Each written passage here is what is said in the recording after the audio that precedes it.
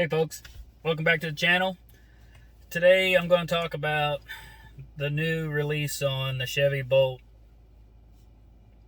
recall for the Chevy Bolt fires.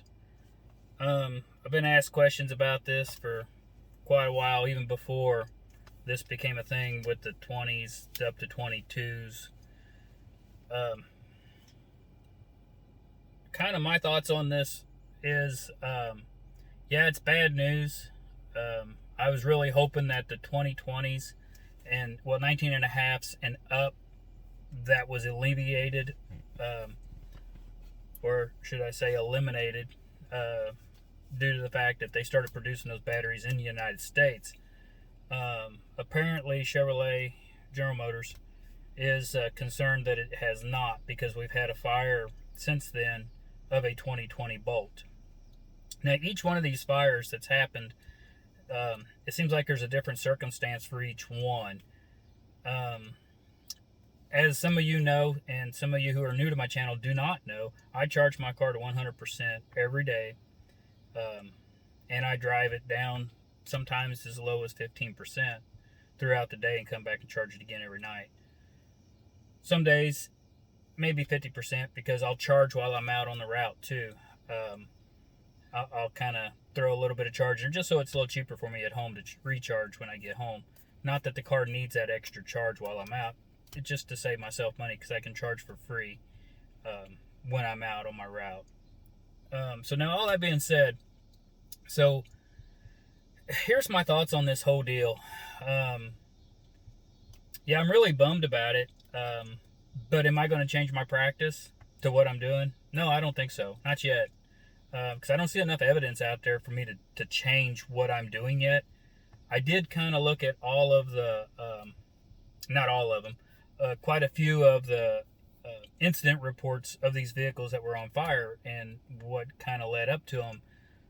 A few things that I looked for was what year was the car. Not that that made a real difference, but it kind of does. And then also, because earlier year cars are more prone to having problems with them, and that doesn't matter what model, make, brand, whomever.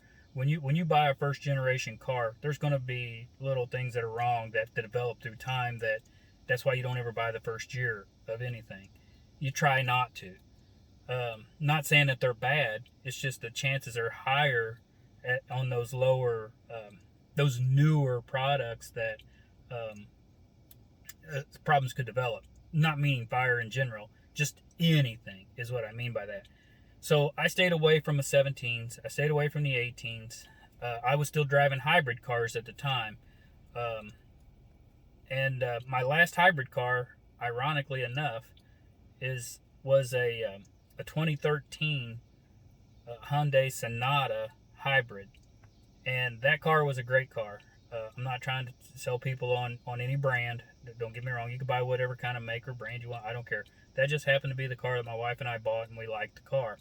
I had it up to 199,000 miles. 195,000 miles is what it was. It gave me an error on our hybrid system that it was shutting down as I was driving down the highway. It happened to me like 4 times. And it said to pull over immediately, and the car was going to shut down. So we did the process, that what it said to do, and that's the reason why I got rid of that car. And from it, I went to a Toyota Camry hybrid, and it was the LT version, a 19 LT, and it was supposed to get 52 miles to the gallon just like the Prius. It did not. I was very disappointed with the car. Had it 6 months, traded it for this Bolt that I'm in now. So now you're caught up to speed to where I'm at, to why I have a 2020 and not a 18 or a 19. Because I took steps, and I've been watching these cars a long time. And not only the Chevy Bolt, I've been watching every brand out there that's been developed way back when. Just because I like this stuff. So here's where I'm at with this now. I know that was kind of a long introduction, but I wanted to kind of give some of you people who don't know where I come from, my background on these cars. Yeah, I got experience with them. I've had them for a long time. Let me go back to the Sonata. Hyundai, when it came up with that error message in it, they had no fix for that problem. They didn't even know what it was, what was causing that problem at the dealership. I researched it online. Same thing all across the board. Everybody says, we don't know what's causing it to do this. Okay, so I'm showing a trend here with just hybrid and electric cars that run on batteries anyway, through me talking through this process. So don't be frightened by Chevy Bolt batteries, catching on fire. Do I think that you should be concerned? Oh, sure. Everybody should. But where I'm going with all this is that all cars, no matter what they are, will have these defects in them. Gasoline cars catch on fire more than battery operated cars right now. The percentage is so much higher on a gasoline car to catch on fire than it is a battery operated car. Do you know why? Yes, you're correct. There's not as many battery operated cars out on the market right now compared to gasoline cars. And also, you go back through the years to how long gasoline cars have been built. So, and another thing with that too is that a lot of the gasoline powered cars, some of the fires can actually extend back to somebody doing their own mechanic work, such as I do. And they may have made a mistake. They may not have tightened the line up, and the fuel line catches on fire. Now, these electric cars kind of alleviates that out. You got to know what the heck you're doing if you're going to start tinkering with these cars. And I don't think that's the case with these people with these batteries. I think they're just average people. I think they drive their cars. My first thought when this first come up to me, as an awareness of this recall on the newer cars, is like, okay, let me research a little bit. So I looked and I thought that the first things that I was going to see was these people were probably driving these cars maybe 100 miles in a week or 4 or 5 days, 3 days, whatever. Not putting a lot of miles on. I figured it was going to be low mile cars. But yet they kept them at full charge throughout the whole time. That's what I was thinking I was going to come into. When I started researching. Because I thought, makes sense to me that you're keeping the batteries as hot as possible all the time, and that's not good. By keeping them, plugged in and charging all the time. Now, once they do get to a full charge, they stop charging. But after a while of setting, batteries have a tendency to kind of settle down a little bit, and then that may trigger the charger to kick back on and recharge these batteries again. I'm not saying that's what's causing these fires. So I thought that was the process of what was going on with these people. Not that they were stupid to how they were doing their cars, because nobody really knows what's the best practice right now. I've done this both ways. When I first bought my car, I didn't charge above 90% for 6 months. And I got to where I was like, I'm just going to charge it 100%. That's what the car's advertised for. It's what the car's designed for. They tested it that way, so it should prove to be able to do that. So that's what I've been doing. And I've been doing that for a year. So my point on this being is, I don't believe that what I seen as being the problem was the problem. I thought that it was going to be that. I don't think that's the case, because I found cars that were multiple years. I mean, most of the fires that I kind of reviewed on there were 2018s, not 17s. Which, okay, you would think the 17s would be the ones that would be more prone to fire because they're the earliest model. Not so much the case. Now, the 18s were built in 17, but the 17s were built in 16. So that's my point. It affects a multitude of cars, and 19s were involved in this fire as well, in these fires. But then when it started hitting the 20s, and it's the new battery composition that they have, I thought that we were safe. I thought they improved it. I thought it was really good. But like I said, when that one hit the 20, like I said, I'm not afraid of my car. I'll still drive my car, and I'm still going to do my car just like I always do, like I said. Now, do I recommend that that's the best practice for you? That's your choice. You make that decision. If my car catches on fire because of the way that I do it, well, then I'm going to make a video and tell people that, okay, this is what I did and this is why the fire started. And I think that's where kind of part of the problem is. We have no information from General Motors. In fact, General Motors has not contacted me once. Not by email, which they have, not through OnStar, which I have. I have everything activated on my cards you can have activated. I pay for all the subscriptions. And like I said, they have my email, they have my home mailing address, they have my cell phone numbers. All that's in their system with this car, tied to this car. Not one recall has been issued to me directly. That's why I'm not afraid about this. Okay? Because if it was such a big deal, General Motors should be contacting every single one of us who owns these cars. There's approximately 173,000 cars out on the road right now. That number, I don't know the exact number. I'm using it as a ballpark. I believe that's the ballpark-ish. There could be some more. There could be a few less. But I know it's going to take time to contact all of those people because this recall just went into effect last week. So where I'm at on it, if they tell me that if my car catches on fire and I have not stopped charging to 100%, they're not going to cover my car. Okay, that if that's in writing, then I'll change and I'll start charging my car to 90% to follow their guidelines. So in case if it does catch on fire, they can't use that against me because I want to play by the rules. I want to play right. But on the same aspect, not all cars are catching on fire. And everybody that has these cars, let me put it this way, a lot of people who have these cars are driving just like what I am. So I don't think that it's going to be a big issue. Now, part of my research that I found with these cars that were catching on fire, another thing I looked at was how many miles was on that car. Okay, first thing was what year is the car? Because I'm looking for a pattern. How many miles is on these cars? I'm looking for a pattern. What was happening when the fire started? Did they charge it? Was it still charging? Was it unplugged? Was it, it doesn't matter if it's inside or outside. I don't think that's going to be a determining factor. And I have thoughts on what's causing the fires, but without digging into these cars, without tearing my car apart and really looking, I can't say what it is because General Motors doesn't know. They're not putting it out there that they know. And LG Chemistry's not putting it out there that they know exactly what's causing these fires. So I'll now get to that in just a second. It's going to be a long video. So my thoughts on this is, like I said, until they send me in paperwork that they're not going to cover my car if it catches on fire if I continue my current practices, I'm going to continue my current practices. Because my car works, it functions fine, and I'm tickled to death with what's happening with my car. Now, all this being said, the fires that I've kind of reviewed, I think there's only one report that I recall where it was somebody who was driving their car, and it started while they were driving it. There might be two, but it's not very many. But there's not very many fires to begin with overall on the percentage of cars that are out there that have caught on fire. I don't have a total count. I thought at one time it was close to 50 cars, but I think that number's even larger than what it actually is. I don't think it's quite 50 cars. It could be. It's hard to find that information in this day and age with what do you trust on the internet when you do your research, regardless of what you're researching, because there's so much false truths out there on a lot of things. And I don't doubt that this could be one of the things that somebody's going to push a false narrative out there, and I'm not trying to do that. So how do you know exactly what you're reading is factual?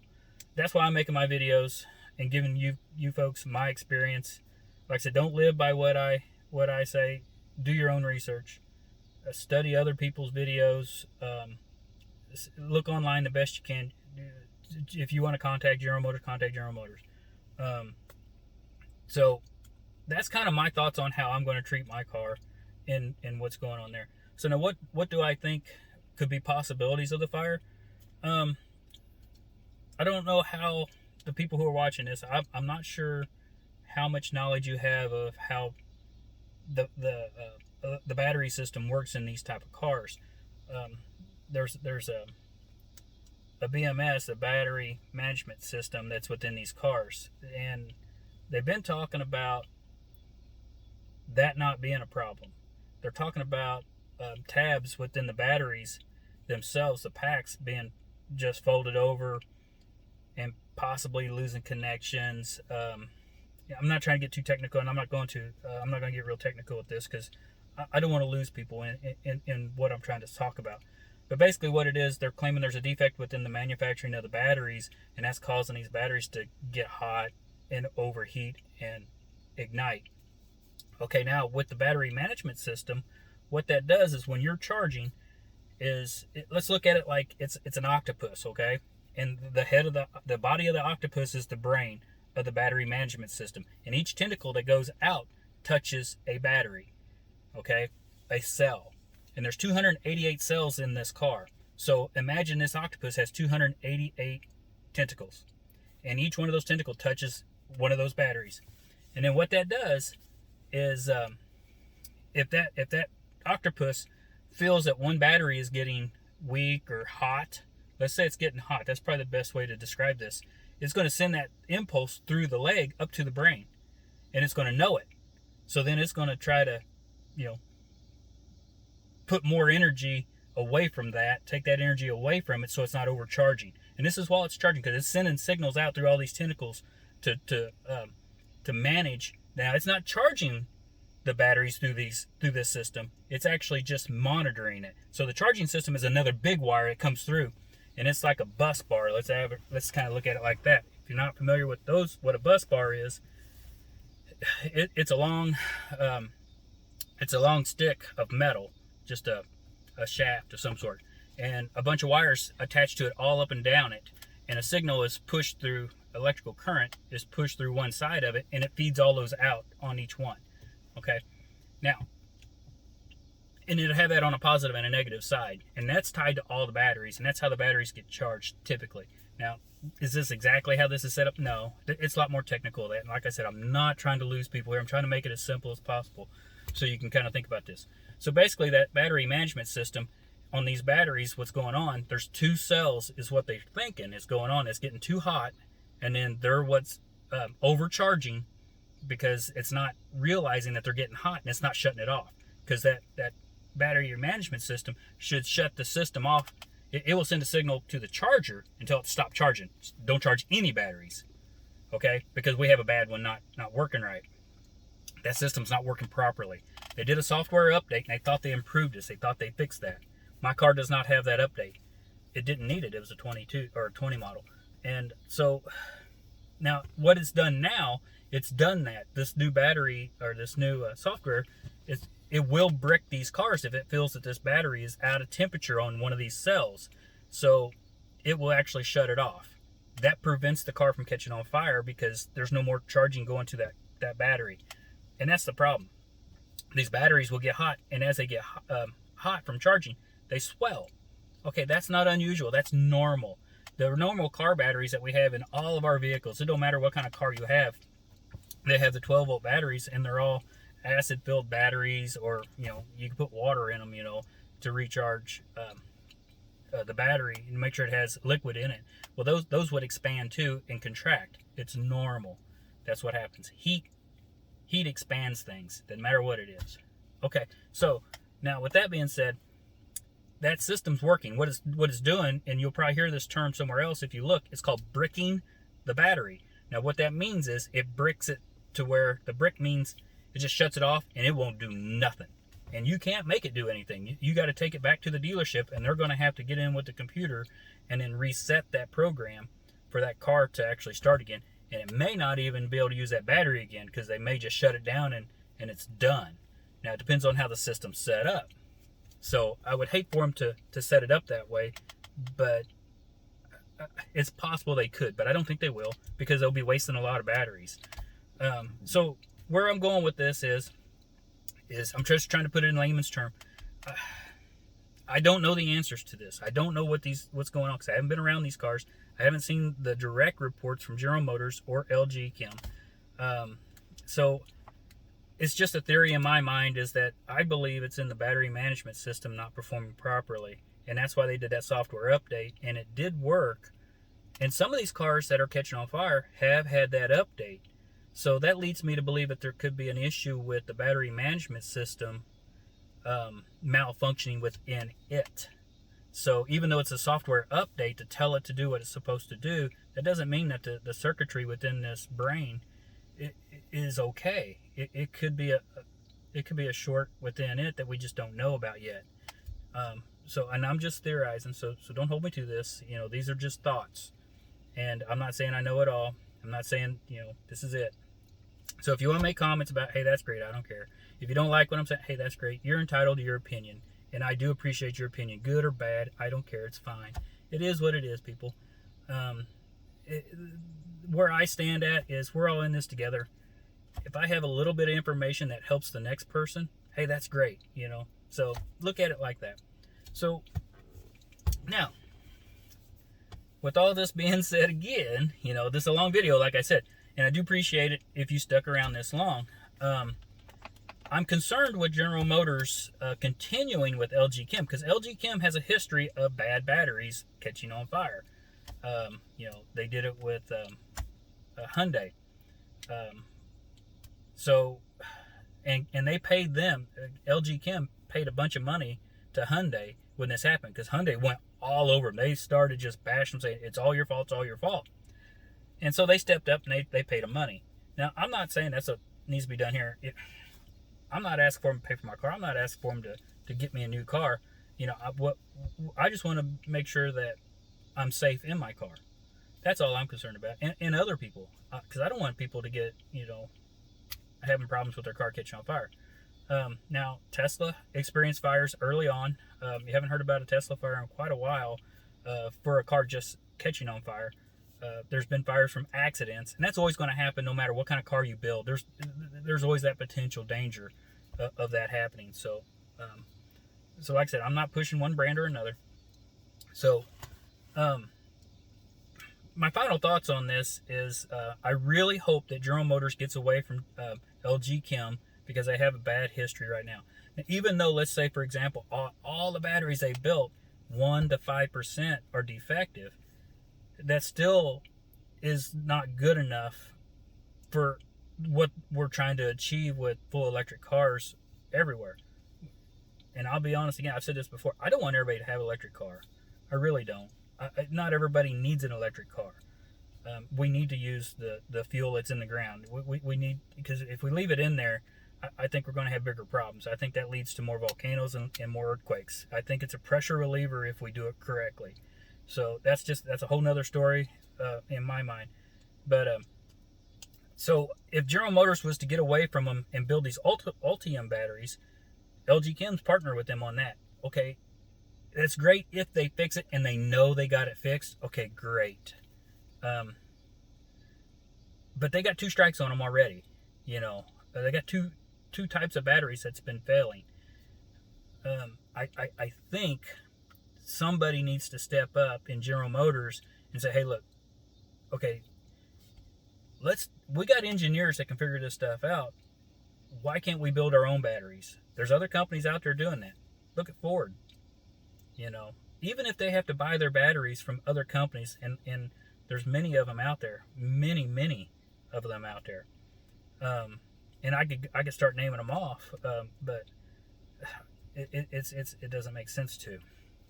So here's what's going to happen in the future with these electric cars. More of them are going to be produced. There's going to be more fires. Some of them are going to be self-inflicted by the customer doing it on purpose to show these cars are dangerous, because there's people like that out there. There's crazies out there. And then some of them are going to actually be a default. That could be just somebody put a screw in too deep in one spot or another. I mean, that's happened in years.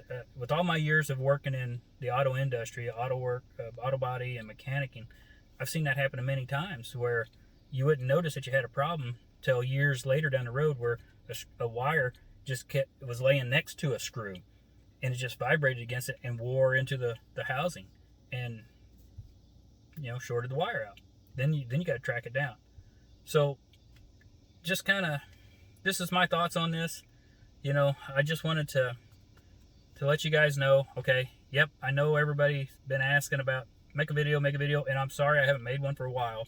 I've been thinking about doing my tires, and I really need to, because I'm almost ready to replace my tires. Guys, I got 53,923 miles on the car. Original tires.